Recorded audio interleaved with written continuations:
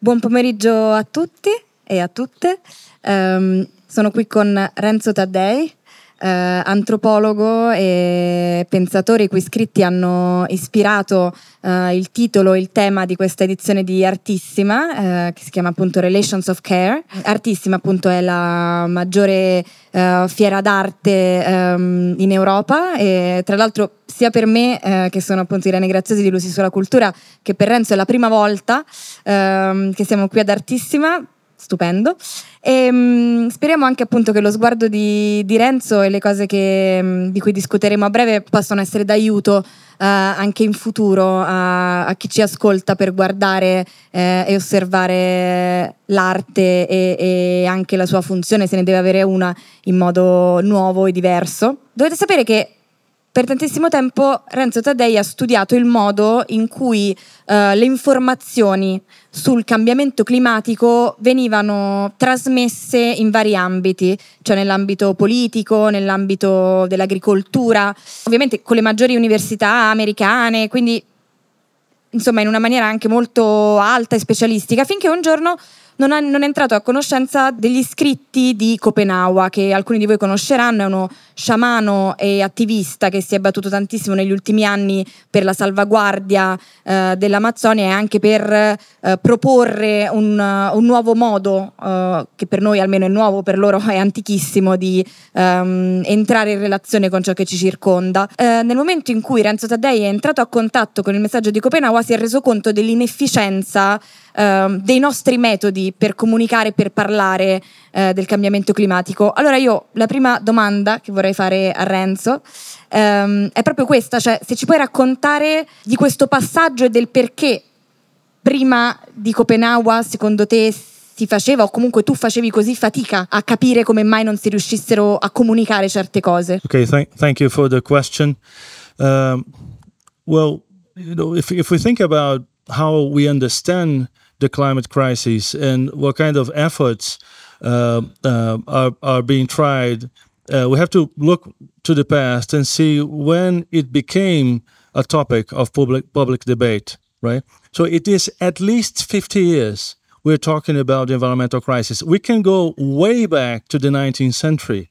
In Italy, in the 1870s, one scientist proposed the idea that we lived in the Anthropozoic era. Then 20 years later, Arrhenius in Sweden demonstrated the greenhouse effect and said that if humanity kept burning fossil fuels, and at some point in the future, we would have problems with the warming of the planet. So we are practically talking about 150 years in which this information is around. And after all that time, we see that the planet is still increasing its emissions in carbon.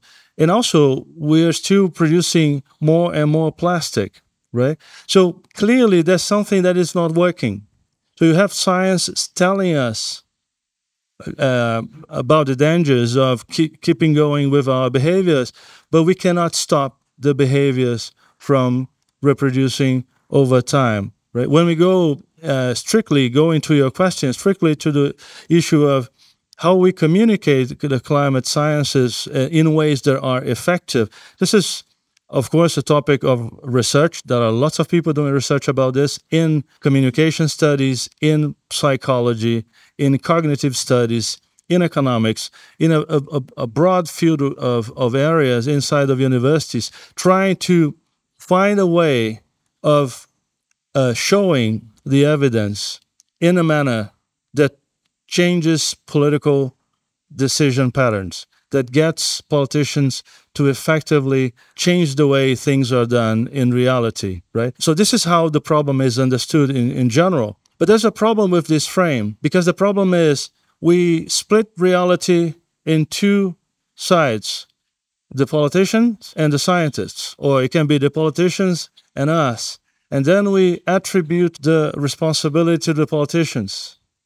Now, when we read David Copenauer. The book is available in Italian. The title is La caduta del cielo, right? What we get from there is that the whole equation is wrong. It's not that politicians are not doing their work they should be doing, but science is doing the work science should be doing. Is that all of them are part of the same society, and the way this society understands reality is problematic in the first place. We are trying to use the same mind frame that created the problem to solve the problem. And it doesn't work. And we get frustrated. We get confused. We don't move forward.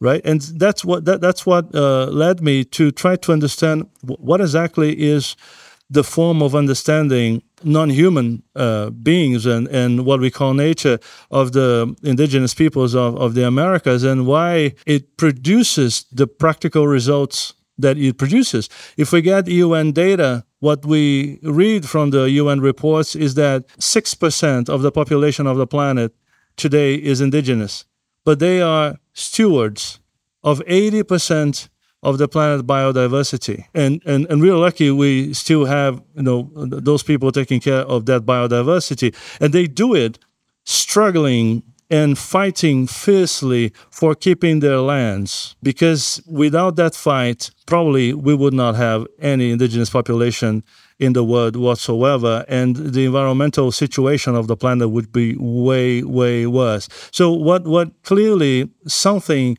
that I understood that was worth trying to understand it, how do they see the connection between their activities, how they intervene in reality, how they produce the things that they produce, what kind of economic activity they have, and why this economic activity is not damaging to biodiversity in the first place, right? And from that, a whole new picture emerged. So we have to understand this, right? So nature buried coal for millions of years very slowly, and then starting in the 1780s, in the beginning in England, but then for the rest of the planet, the process was reversed very quickly. So we started burning that coal, which means taking carbon from the underground and releasing it in the atmosphere, right? So in a way, the idea is that we don't really have a different mind frame. We may have a much more sophisticated science. We understand in minute detail things we don't even dreamt of understanding in the 18th century. But the architecture of thinking is not different. And that's what we find that is really interesting in indigenous populations. It's a different architecture of thinking. It's a different understanding of the world. The world is something else. Perhaps this is one interesting way of putting it.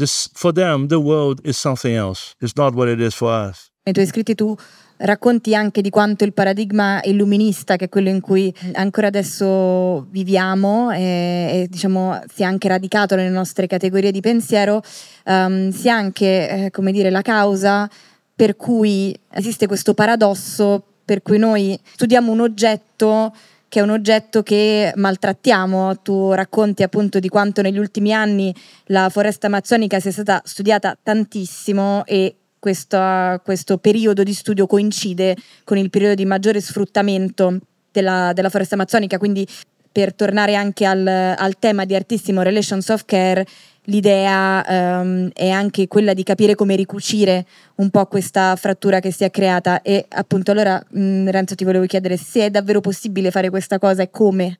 David Copenauer is a political leader and a shaman of the Yanomami people. They live in the extreme northern part of Brazil, at the frontier of Venezuela. It's a place with difficult access. So the beginning of their systematic interaction with non-indigenous populations started in the 1960s. So David Copenauer grew totally immersed in his traditional mode of life.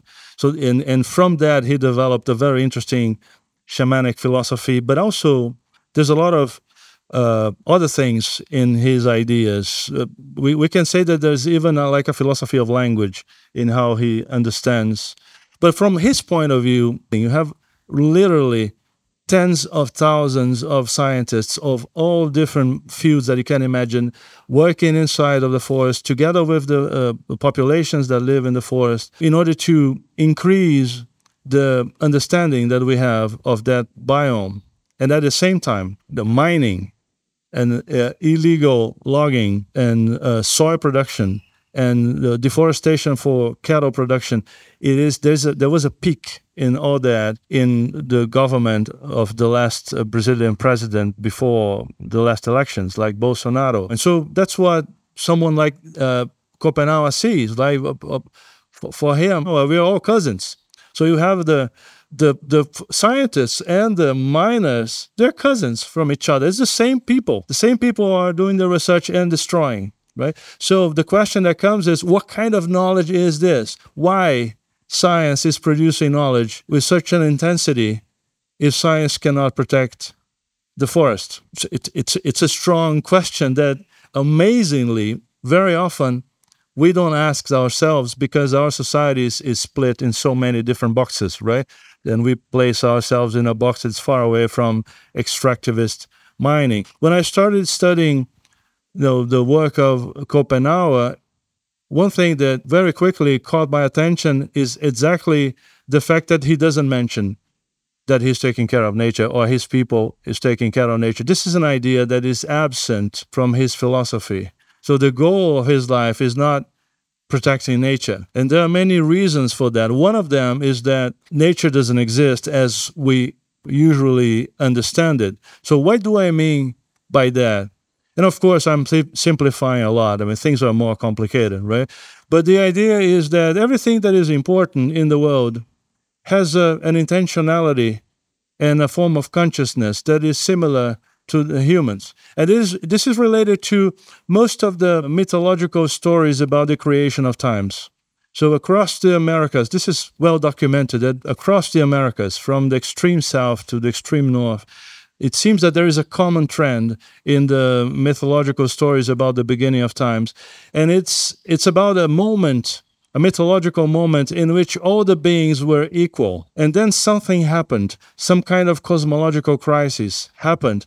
And then the beings, they gained the bodies they have today. And some of them gained the bodies of humans, others gained the bodies of jaguars, others gained the bodies of wild pigs, others gained the body of a river, and others of a mountain. So, but what distinguishes these beings is simply the bodies, not the real person inside of the material appearance. From inside, they're all the same. Now, if you assume a perspective like that, you see the world in a very different way, right? Because when you look at a tree, it's not that the tree is simply a vegetable. No, there's someone in the tree. When you understand reality like that, your relationship with animals and vegetables and rivers become political relations because you have to negotiate if you want to interfere. And that's where nature disappears. That nature that you can use automatically without thinking about what you're doing. And the net outcome of that is the protection of biodiversity, even when that is not your goal. This is the key thing. This is a different understanding of care. It's not care in a voluntaristic way, like care as something you expect from good people. I'm describing a different ontology that produces care automatically. So when you stop considering the other beings as resources and you start looking at them as subjects, the outcome of this transformation is that you are not as free to dispose of these other beings as you were before, and this has consequence in how we engage with the environment.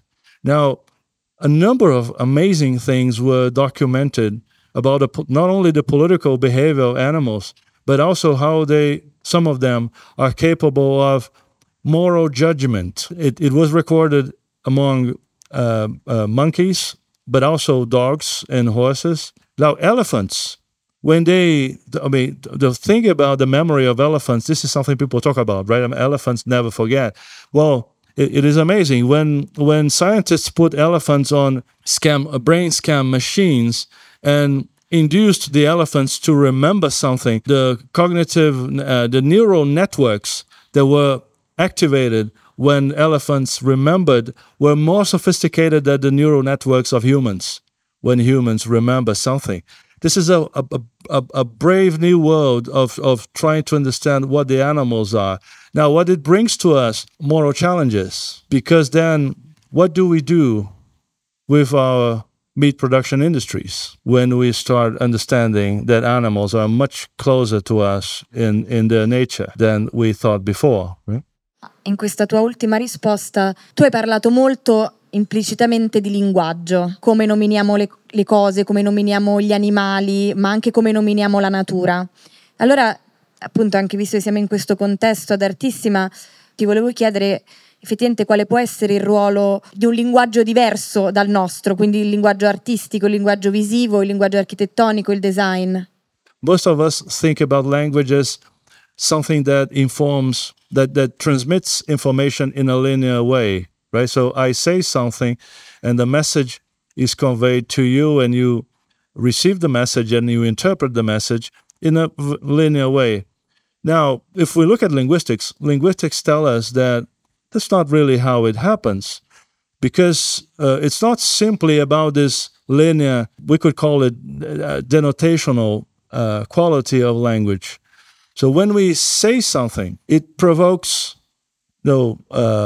waves of reaction in reality that we don't see. It's the same thing with our actions, right? I keep focusing on what I'm trying to do, but my action may have waves of effects on reality that affects an enormous amount of things without me being able to perceive what is going on. The same thing happens with language, but not only with language, also with knowledge. So let me give an example that comes from my area. So, and anywhere in the world that you go and you collect a sample of water close to the coast and you analyze the water, what you will probably find is this. You will probably find, besides everything that is characteristic of seawater, you will find a lot of psychiatric medication and you will find a lot of human hormones in the water. Now, these affects marine biodiversity. What happens to a fish that is affected by psychiatric medication, by antidepressants, human antidepressants? So the fish gets affected with the antidepressant. The fish becomes less stressed, more relaxed, and gets closer to the predator and is killed. And it can disturb the balance of the ecosystem, the maritime ecosystems. Now, let me ask you, which country on this planet requires pharmaceutical companies to test things like this when they release a new medication? We never do it, right? So we presuppose that what we do causes ripples of effects, but we only pay attention to the immediate one. So the pharmaceutical companies, they design new medications to treat specific illnesses of humans, and they don't care what happens afterwards. So this is one idea of the linear thinking. Now, if we change that for a thinking that takes in consideration that when we act, we produces ripples of effect, the science should be paying attention to other things. Not to Schopenhauer, as an indigenous thinker, he's not saying that science is nonsense.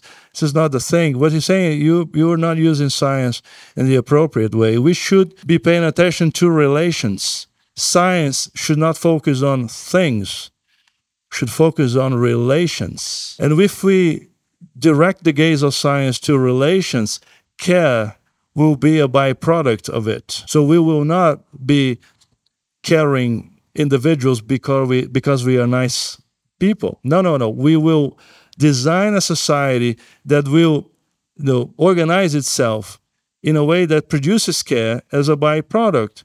And that's where the arts and architecture are so important, because these are world-making activities. So we're talking about a radical change in perspective. what happens is, when you think about the environmental crisis, the arts reacted before politics and even before science. So you had artists, reacting and producing works that made reference to the environmental crisis, perhaps because some of them were closer to the territories and where they could see the effects of things, right?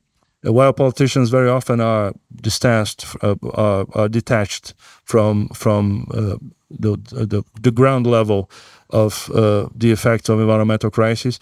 So you had the arts reacting before the politics. So the point here is that if we need a redesign in how we perceive reality, clearly the arts and architecture are crucial actors in this. In architecture, this is straightforward, right? So architects design experiences. They are capable of designing how we perceive time and space. Two of the most fundamental phenomenological dimensions of existence, time and space. And architects design how we perceive time and space. So perhaps the challenge is, how can we redesign our societies, our physical environments in ways that get us to see relations in ways that we don't see today? And I'm totally convinced that the arts and architecture and design are crucial. Grazie mille. Grazie ad Artissima per averci invitato. Grazie Renzo Taddei. Thank you. Arrivederci.